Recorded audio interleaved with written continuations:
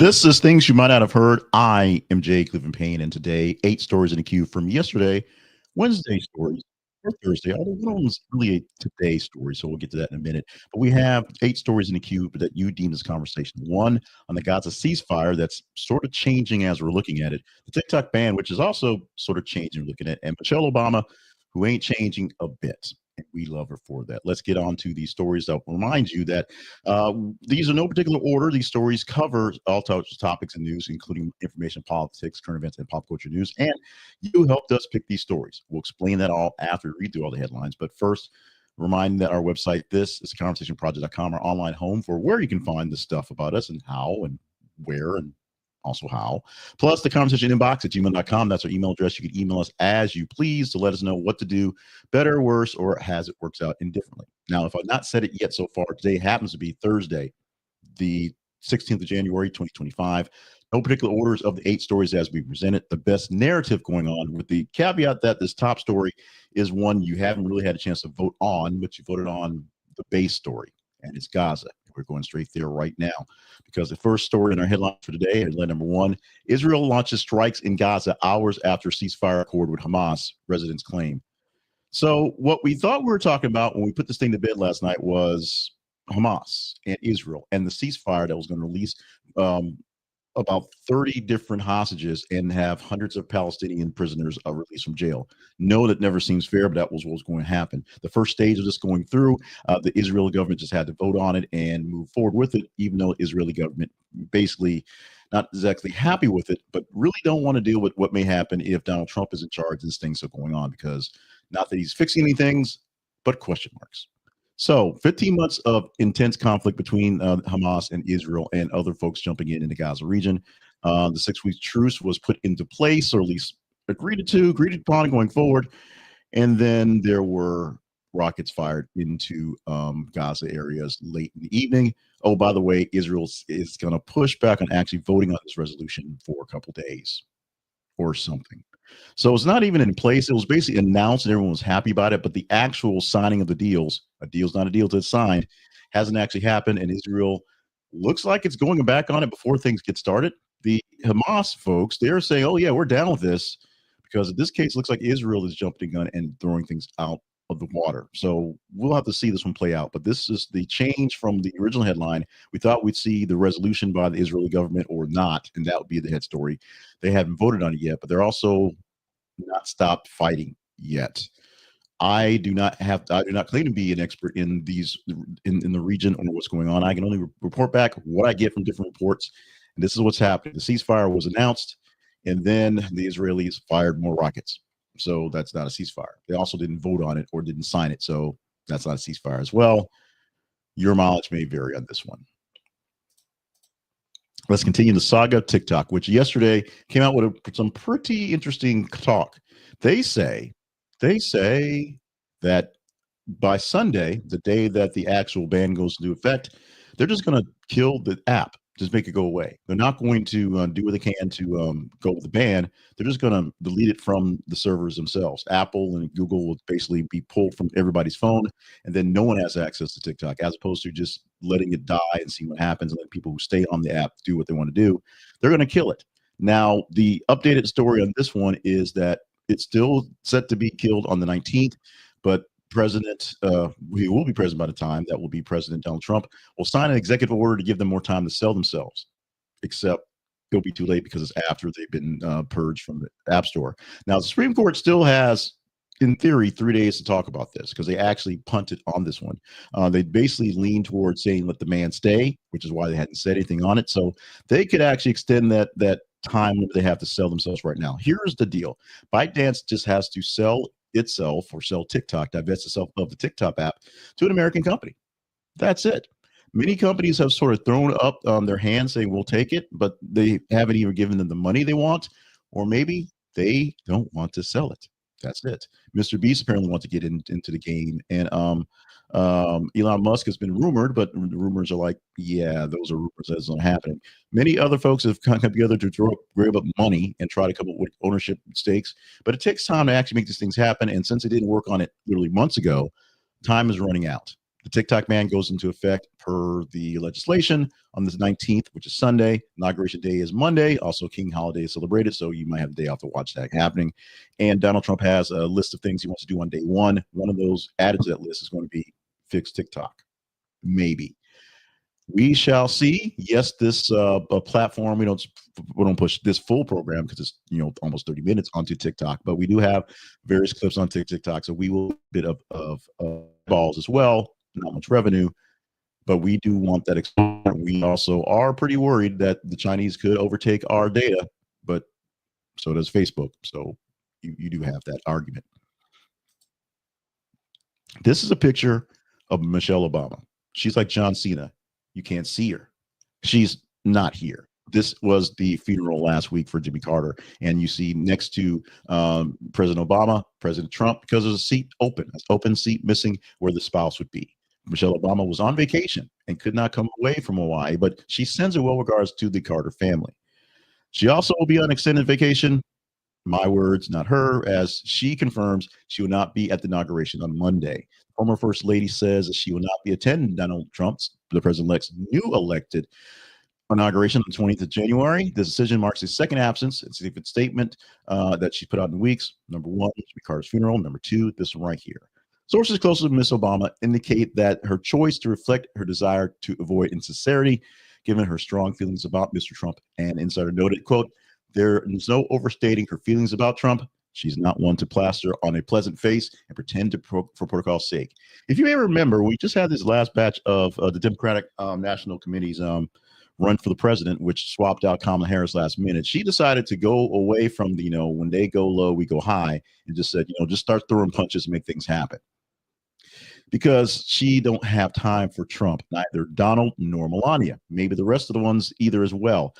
So with all that being said, her decision to not show up for this one is probably the best decision. She doesn't want to make any scenes. She don't want to have go to blows. She don't want to have to make the little scrunchy face, even if she can't hang out with her boy George, because that's the fun stuff. Watching her and W go at it, that's hilarious, and we're gonna miss that because we're gonna miss that. We love you, Michelle. We understand. We're going to move on with that one pretty soon as well. Oh, we're not done with DJT. He actually has some work to do, or work he's going to do. He's going to create an external revenue service, an ERS, collect foreign payments. He plans to establish a new government agency called External Revenue Service, dedicated to collecting tariffs, duties, and other revenues from foreign sources. This initiative is part of a broader strategy to shift the tax burden from American citizens to foreign entities benefiting from trade with the United States. So the ERS aims to ensure that foreign nationals engaging in trade with the U.S. actually pay their fair share. That's a quote that he says a lot, by paying their tariffs and all duties assigned.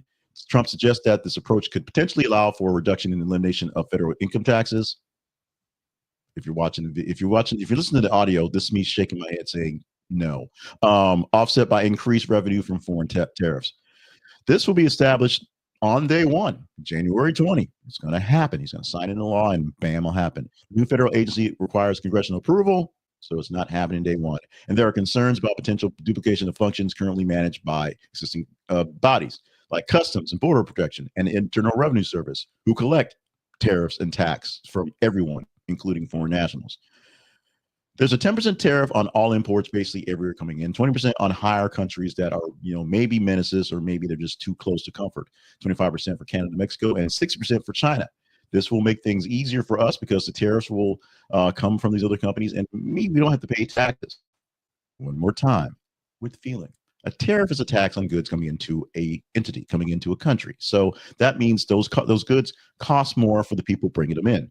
A Walmart bringing something in from China will pay 6% more for those things, which means Walmart will charge you 6% more for those things. And if they can get them on the American market, they're going to still charge you 60% more because they can, because it's there. They're going to get some from China that cost more and some from America that cost less and charge the same amount of money and make the same money.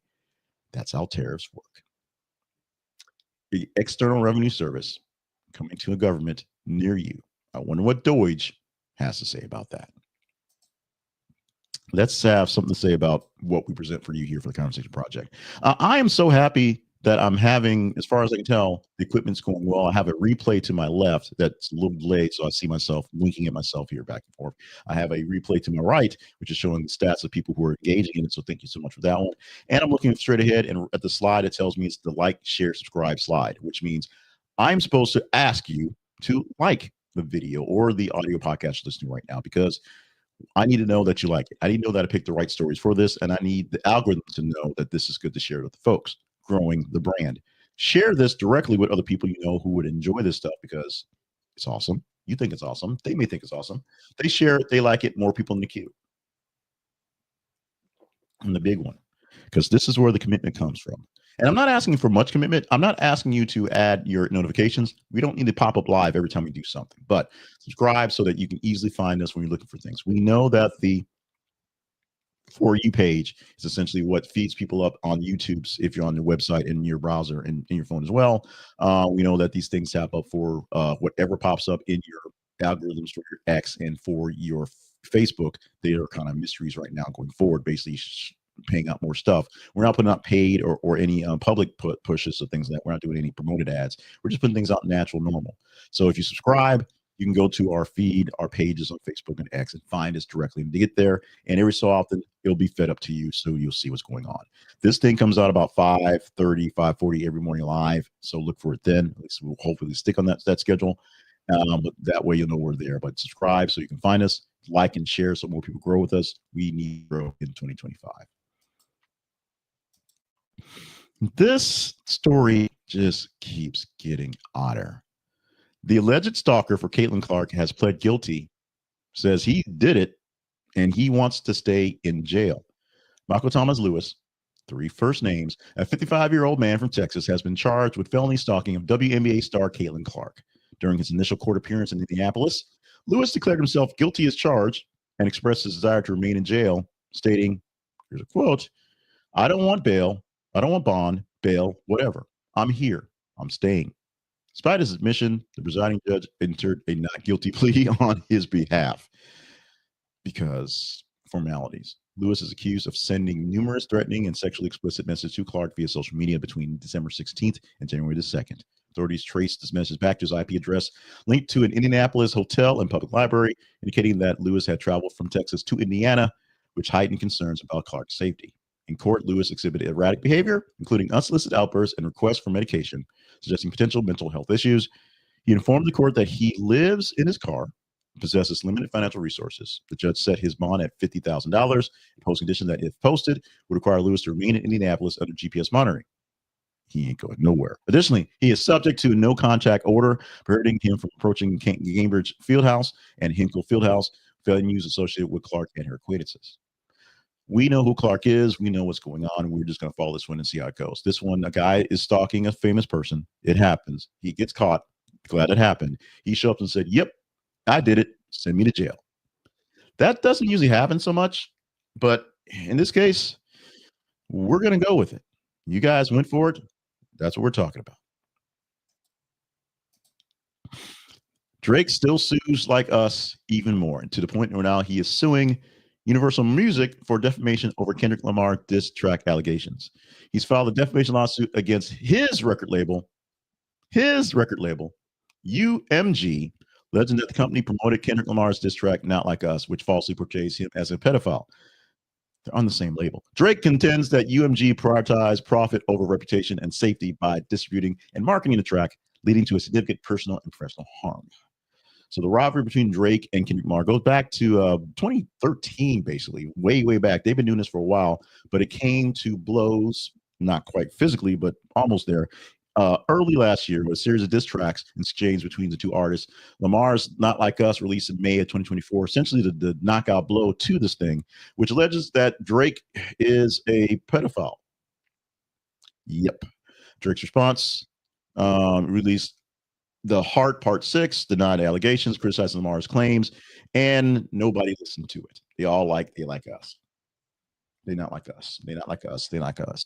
Maybe it's the beat. Maybe it's one. Maybe people really are kind of tired of Drake. But essentially, two men get ready to the same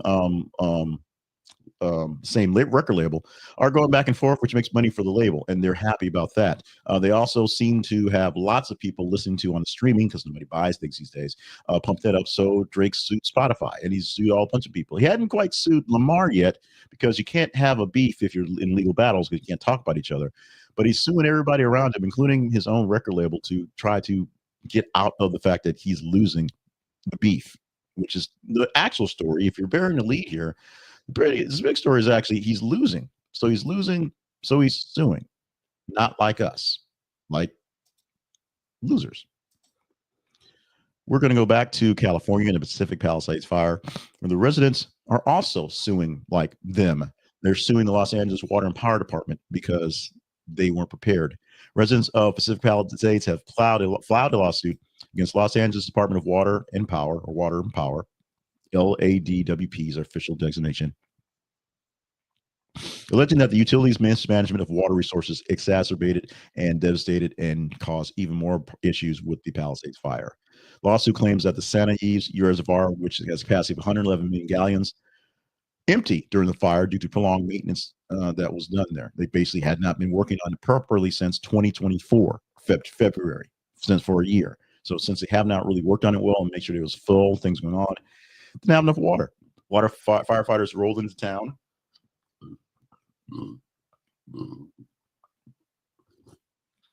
connected hydrants to their hoses, and had no water.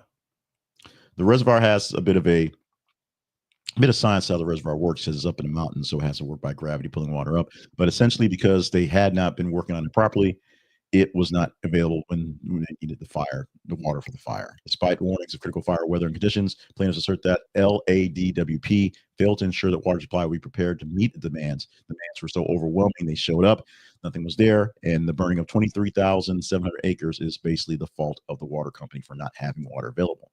You can see where they're pushing for that to happen. Lawsuit was filed in Los Angeles Superior Court, seeking damages for property loss, alternate living expenses, lost wages, other escalated costs. The legal action, part of the series of lawsuits concerning California wildfires, including one against Southern California Edison and ongoing Eaton fire.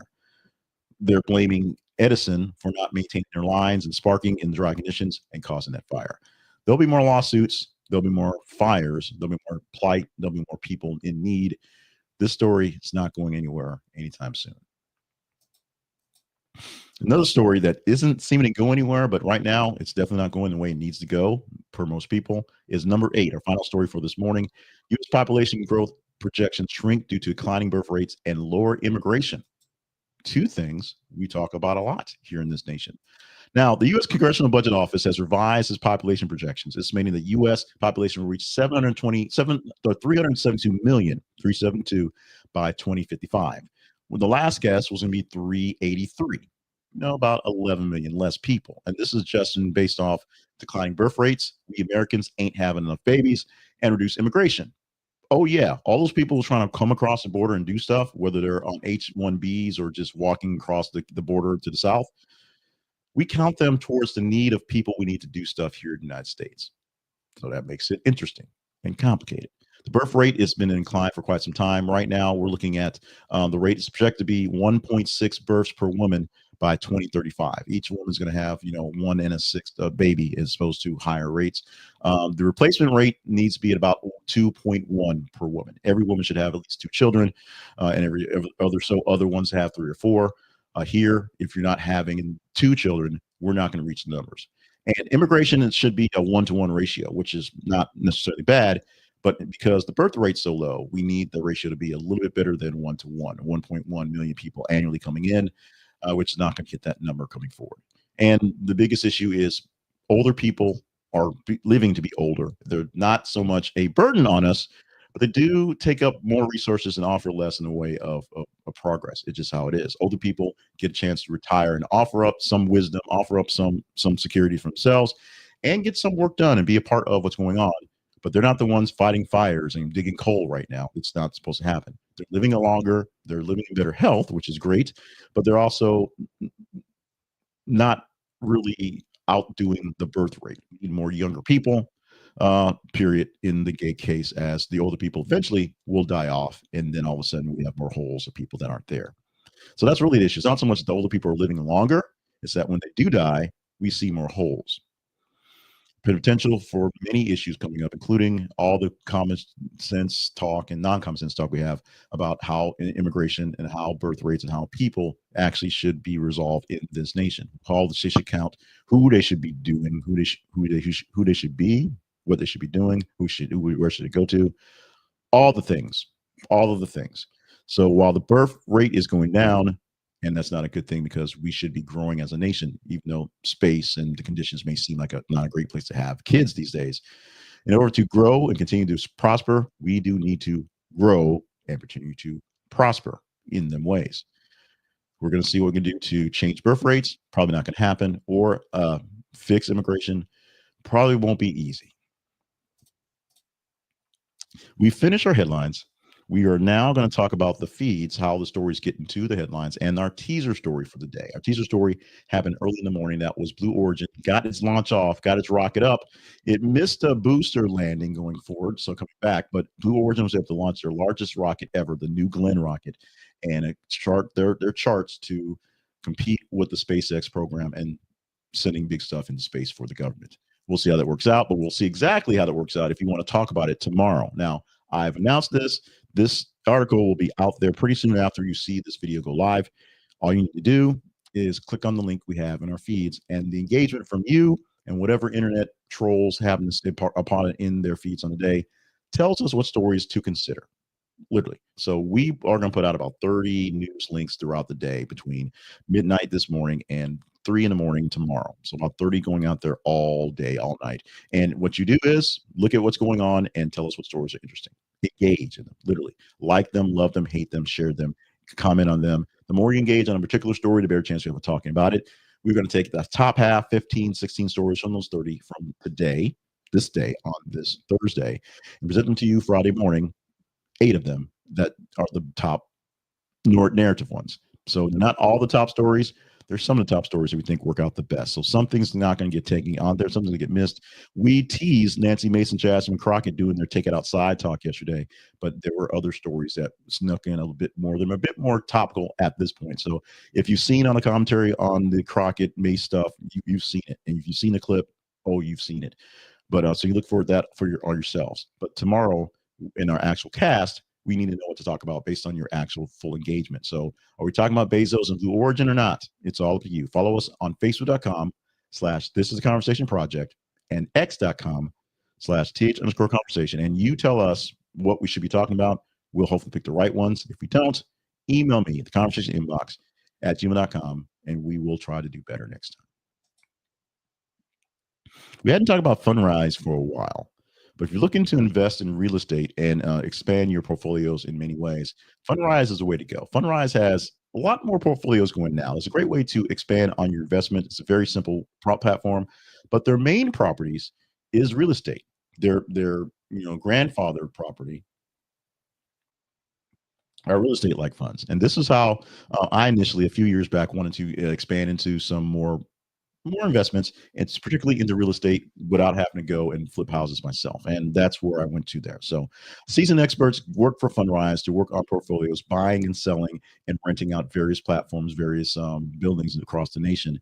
And your funding helps them buy things. The management helps to get money in, and they pay you back in dividends. It works just like that. They also have other things that are more risky, if you will, innovation funds and tech funds as well, growing their portfolios to make it a better, bigger, larger platform for you. So if you're looking for a new way to expand onto your horizons in your investments, yes, we still have Robinhood as a sponsor. Yes, we're going to add some more financial sponsors throughout this year as they're vetted based on if we think they're going to survive. We know Robinhood is having some issues, but it's one that seems to be fairly stable based on other ones out there.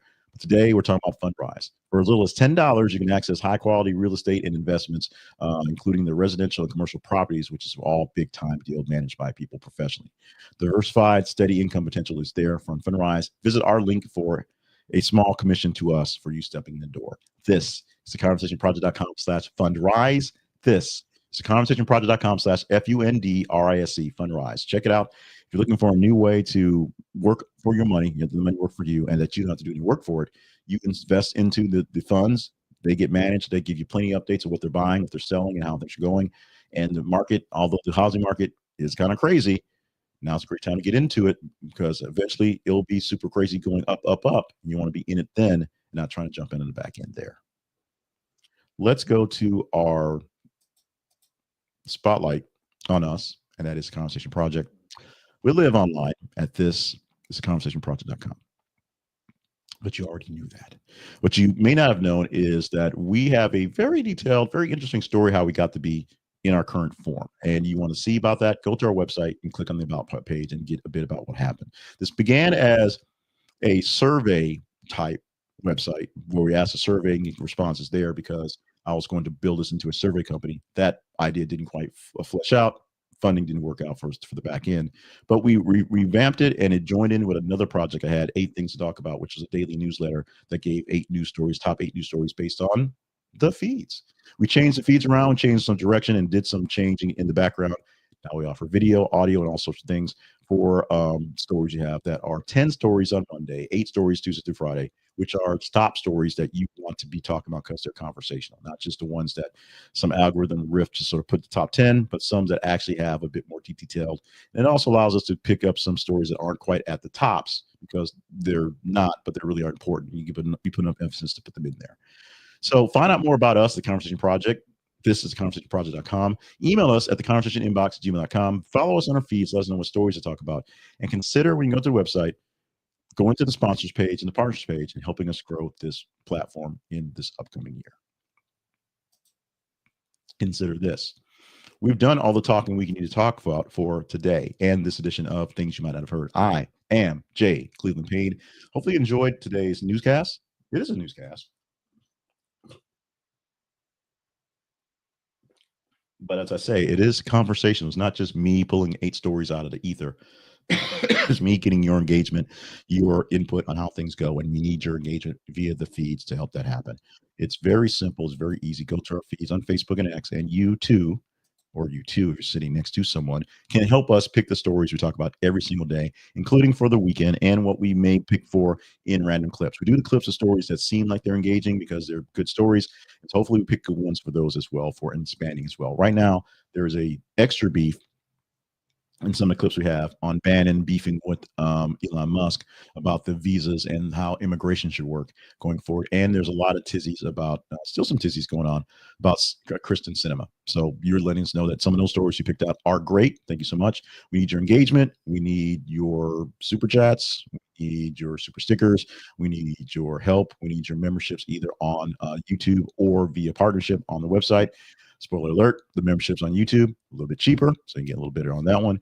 We need your help. We need to grow. We need things going forward. We need your help going forward. So if you're enjoying what we're doing here, thank you. If you're enjoying it enough, then you have the means to help us grow it. Thank you. If you don't have the means, but you're still showing up and giving me comments and giving me stuff to work with, I thank you. Most, I love you. I thank you one more time.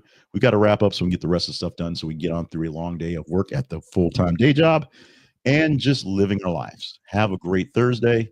We are 4 days away from Inauguration Day, 3 days away from TikTok ending day, and the future is always now. Love you. Mean it. Talk to you guys tomorrow.